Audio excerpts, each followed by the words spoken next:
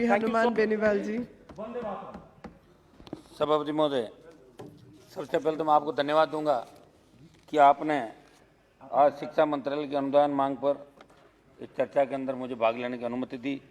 मेरे से पूर्व विद्वान वक्ताओं ने अपनी अपनी बात रखी। निश्चित रूप से आज जिस शिक्षा मंत्रालय की अनुदान मांगों में चर्चा हो रही है, मैं खुद कॉलेज और विश्वविद्यालय की राजनीति से विधानसभा और बाद में लोकसभा के अंदर आया हूँ और इस देश के कई हमारे शिक्षाविदों ने, प्रोफेसरों ने और कई छात्र नेताओं ने लोकसभा के अंदर, कई स्टेट के मुख्यमंत्री भी रहे, देश के अंदर बड़े आंदोलन किए, स्टेट के अंदर आंदोलन किए और छात्र राजनीति से देश की सबसे बड़ी पंचायत के अंदर आए। सभापति महोदय, आज 125 करोड़ के इस भारत के अंदर प्रत्येक व्यक्ति चाहता है गांव डाणी के अंदर बैठा हो उसके बालक बालिका को अच्छी शिक्षा मिले, प्रयास करता है, कोशिश करता है। कई लोग अपना सपना मन के अंदर लेके ही रह जाते हैं, उनके बच्चों को वो अच्छी पढ़ाई नहीं करा पाते। सरकारें चाहे भारतीय जनता पार्टी की रही, कांग्रेस की रही, लेकिन हिंदुस्तान को जिस परिकल्पना, इस हिंदुस्तान को आज़ादी के समय जिन लोगों ने आज़ाद कराने के अंदर भूमिका निभाई, जो परिकल्पना की थी, उससे हम आज भी कोसों दूर है। आज भी कोई गांव में किसान का बेटा, जो आपकी एडमिशन की पॉलिसी है, जहाँ बीच में किसी टेस्ट के माध्यम से एडमिशन होता है, जैसे कोई DU के अंदर एडमिशन लेना चाहता है तो उसका टेस्ट है। हर व्यक्ति दिल्ली यूनिवर्सिटी में अपने बच्चों को नहीं पढ़ा सकता, हर व्यक्ति अच्छी स्कूल के अंदर अपने बच्चों को नहीं पढ़ा सकता। ये समान नीति कैसे आए? हमने तो हमेशा प्रयास किया कि शिक्षा का जो मौलिक अधिकार है वो इसके अंदर संविधान में भी हमें देता है कि भाई शिक्षा प्रत्येक व्यक्ति का मौलिक अधिकार। प्रयास जरूर किया। हमारे रमेश पोखरियाल जी को मैं धन्यवाद इस बात का भी दूंगा कि इनका बड़ा मन है। अभी हम तो सोच रहे थे कि मुख्यमंत्री नहीं बन जाएंगे तो हमारे एडमिशन कौन करेंगे सेंट्रल स्कूलों में, तो वापिस पोखरियाल जी यहाँ पे आ गए और अब की बार अगर ये संख्या बढ़ा के 50-50 कर देंगे तो निश्चित रूप से अगला नंबर इनका तय है। ये जो सेंट्रल स्कूल में सांसदों का कोटा है वो 10-10 से 100 कहाँ से कराएं, 50 कर दें, कहीं ख़त्म नहीं करें। हमें तो ये लगता है कि जिस तरह सांसदों का कोटा खत्म हो गया उसी तरह इसको बंद मत कर देना। अभी तो 2-3 साल चलाना है इसको, क्योंकि हमारे पास लास्ट उम्मीद ही लेकर लोग आते हैं। सभापति महोदय, आज हमारे पास तो बड़ी मंत्री जी की वो रही है, इसलिए मैं मजाक में कह रहा था मंत्री जी, अदरवाइज मत लेना इस बात को। सभापति महोदय, आज हमारे देश के अंदर 1.5 मिलियन से अधिक स्कूलों, 8.5 मिलियन से अधिक अध्यापक, फिर 250 मिलियन से अधिक छात्रों के साथ दुनिया के सबसे बड़े स्कूलों के नेटवर्क वाले हमारे देश में प्राथमिक शिक्षा की गुणवत्ता में बहुत बड़े सुधार की आवश्यकता है। सभापति महोदय, हमारे संविधान के अंदर भी हमें मौलिक अधिकार दिया है शिक्षा का। आज शिक्षा के क्षेत्र में चुनौतियों की बात करें तो ग्रामीण स्कूलों में 5वीं कक्षा में पढ़ने वाले 50 छात्र दूसरी कक्षा की पाठ्य पुस्तक नहीं पढ़ पाते, वे गणित के बुनियादी सवाल हल नहीं कर पाते। इस पर सरकार को ध्यान देने की बहुत बड़ी आवश्यकता है और इसके अंदर दिल्ली की सरकार के साथ साथ राज्य सरकारों को भी ध्यान देने की आवश्यकता है। सभापति महोदय, मैं आपके माध्यम से बताना चाहूँगा कि देश की सरकार हो या राज्य की सरकार प्रयास जरूर करती है कि प्रत्येक वर्ग के बच्चे को शिक्षा मिले। इसके लिए शिक्षा का अधिकार कानून भी बना, जिसमें हाल ही में दिल्ली उच्च न्यायालय ने शिक्षा का अधिकार RTI कानून के तहत गरीब एवं कमजोर वर्ग के 14 वर्ष से ज़्यादा उम्र के बच्चों के लिए निःशुल्क शिक्षा प्रावधान का विस्तार नहीं करने को लेकर शिक्षा मंत्रालय से जवाब तलब भी किया है। मैं मंत्री जी से मांग करूंगा कि निर्धन वर्ग के छात्रों को प्राथमिक शिक्षा से उच्च शिक्षा तक अनुसंधान के क्षेत्र में सरकार छात्रों को निःशुल्क सहायता देगी। निश्चित तौर पर देश के शिक्षा के क्षेत्र में वंचित तबके के छात्र आगे बढ़ पाएंगे। सभापति महोदय, मंत्री जी से पूछना चाहूँगा कि जब बहस का जवाब देते अवश्य बताएं कि शिक्षा में GDP का 6% खर्च करने का बड़ा वादा भी सरकार ने किया, लेकिन इस बात की कोई जानकारी नहीं दी गई। देश में सभी स्कूलों को अब तक पक्की छत तक उपलब्ध न कराई जा सकी। हजारों स्कूल केवल एक शिक्षक के सहारे चल रहे हैं।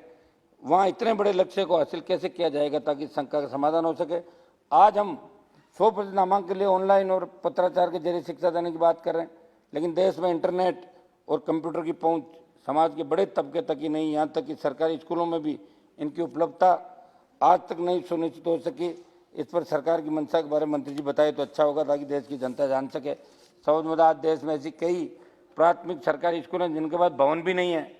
मेरे से पूर्व सांसदों ने भी सारी बात ये कही थी, मंत्री जी ऐसी स्कूलों की स्थिति राज्यवार तलब करके ऐसी नीति बनाई जाए। निश्चित रूप से केंद्र बहुत बड़ा बजट राज्यों को देता है, जिसके तहत काम भी हो रहा है, लेकिन आज भी आज़ादी के 70 साल बाद प्राथमिक स्कूलें भवनों से वंचित नहीं रहे। हमारी शिक्षा की नींव मजबूत हो, इसके लिए लोकसभा में शिक्षा मंत्री जी ने एक जवाब हमें दिया था कि राजस्थान में 1674 प्राथमिक स्कूल भवन के बिना चल रहे हैं और देश में ऐसे स्कूलों की संख्या 17,538 है। वहीं देश की 12,315 प्राथमिक सरकारी स्कूलों में शौचालय नहीं है।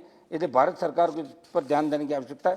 स्वामी महोदय, देश की कॉलेजों में अनुसंधान को बढ़ावा कैसे मिले, इसके लिए मंत्री महोदय ध्यान दें। साथ ही मांग करूंगा कि राजस्थान के जयपुर में स्थित राजस्थान यूनिवर्सिटी, जहाँ का मैं छात्र संघ का अध्यक्ष भी रहा हूँ, राजस्थान में स्थापित सरकारी यूनिवर्सिटियों में अनुसंधान को बढ़ावा देने के लिए केंद्र विशेष आर्थिक सहायता दे, क्योंकि भौगोलिक दृष्टि से राजस्थान बहुत विस्तृत है और उच्च शिक्षा में शोध के लिए जब राजस्थान के छात्रों को केंद्र जब मदद करेगी तो निश्चित तौर पर गरीब छात्रों को लाभ मिलेगा।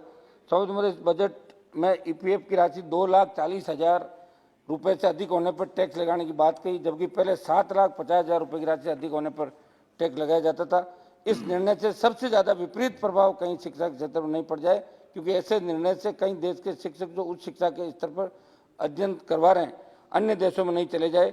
इसलिए सदन को इस पर विचार करने की आवश्यकता है। साबुत देश में आईआईएम की तरह और विशेषज्ञ प्रतिष्ठानों की व्यय संरचना बहुत अधिक है, इसलिए देश में उन्नत शिक्षा बहुत महंगी है। इस फीस कम कैसे, उस पर भी ध्यान दिया जाए। हालांकि राज्यों में चल रही सरकारी कॉलेजों यूनिवर्सिटी में नियंत्रण संबंधित राज्य की सरकार का होता है, परंतु यूजीसी के मापदंडों के अनुसार पद पूरे भरे ही नहीं जा रहे हैं और रिक्त पड़े पदों के कारण शिक्षा प्रभावित होती है। इस पर केंद्र सरकार राज्यों को निर्देश करें। जो शिक्षा नीति नहीं लेकर आए उसमें एक तरफ आपने कहा कि 50 से कम नामांकन जहाँ होंगे वहाँ स्कूल बंद कर दिए जाएंगे। हमारे राजस्थान का जो सुदूर एक मिनट दूंगा, जो धोरों का इलाका है, वहाँ 3-3, 4-4, 5-5, 8-8 किलोमीटर तक, 15-15 किलोमीटर तक एक गांव है। इस शिक्षा नीति में भी बदलाव की आवश्यकता है। सभापति महोदय, कुछ मेरे 1 मिनट के सुझाव में दे दूं। जम्मू कश्मीर के एक प्रतिनिधि मंडल सारे जो मिलकर आए थे, एक मिनट का, मौसमी शैक्षणिक प्रतिनिधिमंडल ने उनके नियमितीकरण और वेतन बढ़ाने की मांग की, उस पर भी केंद्र सरकार गौर करे।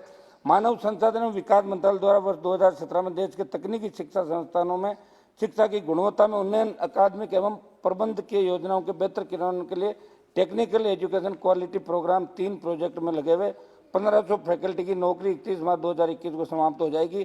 केंद्र इस मामले में हस्तक्षेप करके उन्हें नियमित करें। मेरे गृह जिले नागौर में संसदीय क्षेत्र में डीडवाना, खींवसर, परबतसर व मेड़ता सिटी में नवीन केवी स्कूलें खोलने की मांग करता हूं। इसके लिए मंत्रालय जिला परिषद को निर्देश करें। जमीन हमने अलॉट नागौर में करवा दी है और आपको अब इसके अंदर मदद। सांसदों को संबंधित क्षेत्र के अंदर केवी में 10 की जगह 50 एडमिशन का कोटा दिया जाए।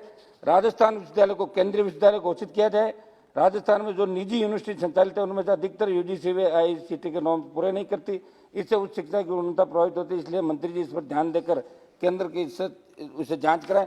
सभापति महोदय, बस बात समाप्त करूं। राजस्थान के क्षेत्रफल और भौगोलिक विविधता को देखते हुए वैसे तो हर स्टेट के अंदर आपने एक केंद्रीय विश्वविद्यालय खोल रखा है, बस बात समाप्त कर रहा हूं। राजस्थान के अंदर यूपी, बिहार, दिल्ली की तर्ज पे एक केंद्रीय विश्वविद्यालय हमारे राजस्थान विश्वविद्यालय को खोले। वर्तमान में प्रत्येक जिले में एक नवोदय विद्यालय पूरे देश के अंदर चल रहा है। हम उम्मीद करते हैं कि ऐसा कुछ आप लेके आओगे। कांग्रेस ने जो 50-55 साल देश का भट्टा बिठाया, तो आप मंत्री जी कुछ ऐसा जरूर इस बार करें ताकि मैसेज ये पूरे देश के अंदर जाए। बस खत्म कर रहा हूं मैं। राजस्थान में बस मैं लास्ट, राजस्थान के प्रत्येक जिले में चल रही सेंट्रल यूनिवर्सिटी में रिक्त पड़े प्रोफेसर के 24, जो अजमेर के अंदर है, एसोसिएट प्रोफेसर के 36 व सहायक प्रोफेसर के 38 वे के खेत तथा गैर समूह के 59 रिक्त पदों को भरा जाएगा। साथ ही साथ नवोदय विद्यालयों की फीस अब आप लेना शुरू करो मंत्री जी। जब नवोदय के अंदर फीस की शुरुआत ही नहीं हुई तो कम से कम आप ऐसा काम तो नहीं करें। नवोदय विद्यालयों के बालकों को फ्री पढ़ाई करें और बड़े जिलों में प्रत्येक नवोदय विद्यालय खोलें। तो और आप हमेशा इसी तरह मुस्कुराते रहें। और मुख्यमंत्री नहीं बने वापिस महेंद्र सिंह सोलंकी जी, आप आ जाना। महेंद्र सिंह सोलंकी जी।